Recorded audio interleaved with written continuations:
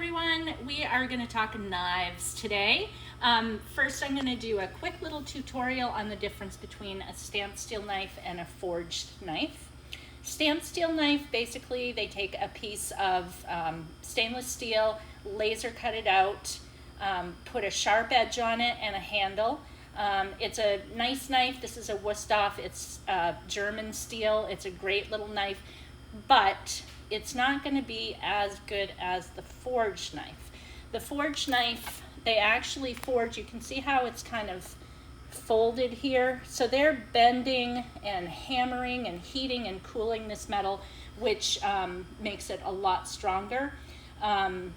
So this also obviously has a nice sharp edge on it and a handle. So this is going to be a better quality knife. It's going to last you longer. It'll stay sharper longer, and it will also be easier to sharpen, but there's a good price difference between them. For example, sorry, I have to cheat here, $17.99 for the stamped steel, $49.99 for the forged steel. But this knife is going to last you forever. So if you take care of it, unless you try to open a can or something with it. So moving on from there, I just wanted to talk about some basic knives that are really handy to have if you're just starting out, if you're replacing old knives. So there are 4 basic knives that I feel every kitchen should have. One is a paring knife. You can use this to peel vegetables or to chop mushrooms or whatever you want to do with that. It's really handy, easy to hold. Then there is a utility knife. I like a serrated edge on my utility knife because you can use this for cutting tomatoes, limes, avocados, anything that has kind of a tougher skin to it. And this is just going to bite right through that. So that's a handy knife to have. A chef's knife, which is so-called, or a cook's knife, because you can basically use this knife for anything. It has a nice sharp point on it, so you can use it, if you're skilled, you can use it like a paring knife. Or you can use it to chop.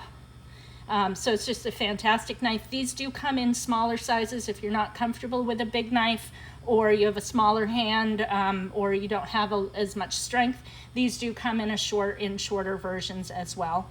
And then if you're a bread eater, it's really handy to have a really good quality bread knife, which means that it's serrated. This one is really sawtoothed. So this knife here is particularly good for artisan breads or anything that's going to have kind of a hard crust on it, because it's just going to bite right in. So if you are just starting out, those are the 4 knives I feel like every kitchen should have, at least one of each of these. Moving on from there, if you want to add to your collection, a Santoku is a great knife to have. This is a really great chopping knife. It has what they call a hollow edge, these little divots in here, which helps vegetables or cheese or whatever to not stick to the knife, when you're slicing, and they tend to just stick onto the side. So that's a great one.